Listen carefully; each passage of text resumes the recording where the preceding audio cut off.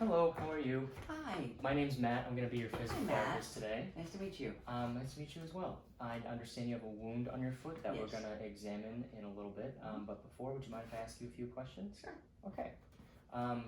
First, do you have a history of diabetes? Yes. Okay. And what are your A1C levels typically at? About 9%. Okay. Are you currently smoking? And if so, how much? No, I quit and then I started again, but maybe 4 or 5 cigarettes a day. Okay. Or social smoking. Okay. And have you had a previous foot ulcer? No. No? And do you have a history of PVD or any other neuropathies? PVD, no. Okay. And is the wound causing you any pain at any time? No. Okay. No. So as far as a patient's past medical history, we know he's diabetic. This is going to impair his microcirculation, and the heightened glucose levels are going to impair leukocyte function and make it harder for this wound to heal. He's also a smoker, which is naturally going to make his vessels vasoconstrict, which is going to decrease the tissue perfusion and oxygenation, and which is going to impair the immune response. I just have a list of your medications here. I just need you to confirm them for me. I have that you're taking metformin and insulin. Is that correct? Yes. Okay. So the patient is on both metformin and insulin. Both of these are used to treat type 2 diabetes. For metformin, some of the common side effects to watch out for are heartburn, stomach pain, nausea, vomiting, bloating, gas, and physical weakness. And for insulin, some side effects to watch out for are sweating, dizziness, shakiness, and increased heart rate. In his free time, the patient stated that he enjoys playing pool at the bar with his friends. This means that he's going to be spending a lot of time on his feet, so that's a lot of pressure on his foot where the wound is. And this could delay healing if it's not protected properly. He also sits a lot at work, which isn't great for getting circulation down to his foot, so he should be instructed to get up every now and then and walk around.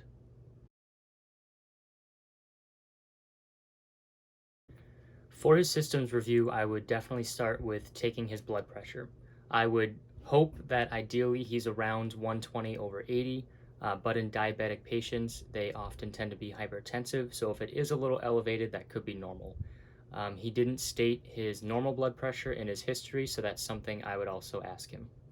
I would also assess his posterior tibial and dorsalis pedis arteries to make sure that there is proper blood flow to the foot to help with circulation and healing of his wound. For his pulses, I'd be looking for anything above a 1 plus. Even if it is diminished, that at least there's still blood flow there. However, if it is absent, that would be a red flag, and I would want to use a Doppler ultrasound or something else to make sure that there is some sort of blood flow getting to the area. So I'm just going to be assessing the blood flow coming into your foot right now, and I'm going to do that by checking and rating your pulses on your feet. So the first one is going to be right behind your ankle here. Okay. And I'm just going to feel for it.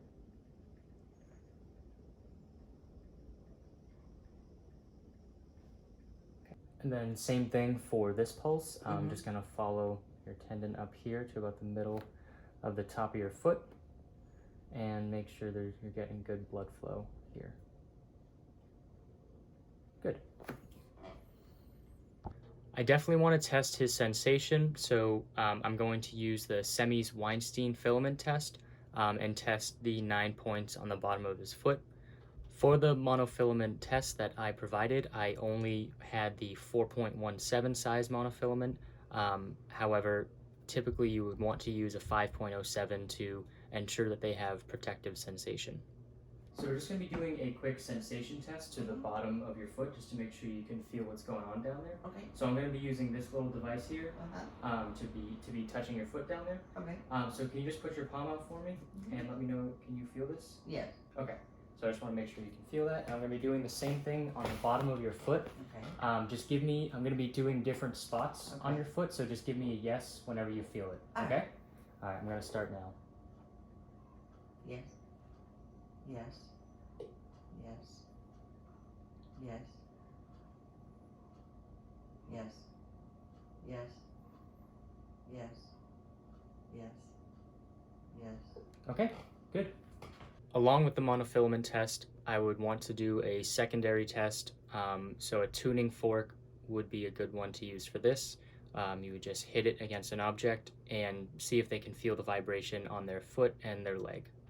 I would also ask about diet and perhaps make them fill out an MNA or a must to assess their dietary habits to ensure proper nutrition levels for the wound healing.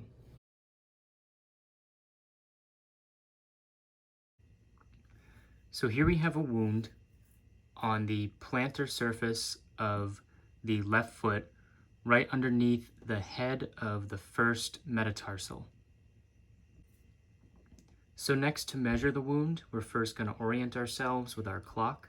So we have 12 o'clock around here pointing up towards the head, 6 o'clock the furthest away, 9 o'clock here, and 3 o'clock up here. So then to measure, we're just going to find our greatest distance horizontally here, which is about here, and that comes out to pretty much exactly 2 centimeters. And then we're going to go perpendicular to that and find the greatest length there. So that would be about here at about 1.5 centimeters. And then you multiply those two together to get the entire surface area. As far as the wound bed, in terms of percentage, we have hypogranulation tissue here, which is very pink and pale and not a lot of nice red beefy structures. However, deeper in the wound here is more red viable tissue. So I would say that there's about 60% hypogranulation tissue and about 40% granular tissue. The wound edges are a bit uneven. There's some slight epibole and rolling over. However, it has that very punched out appearance. For the peri-wound, we do have some maceration around the edge here, so that white, wet-looking tissue is macerated tissue. And then around that is sort of pale, yellowy, dry, scaly skin. Based off the documentation of the drainage, I'm going to say that there is minimal serosanguinous drainage coming out of the wound. Based off all this information and the past medical history and the special tests, I would say this is a Wagner grade 2 neuropathic ulcer.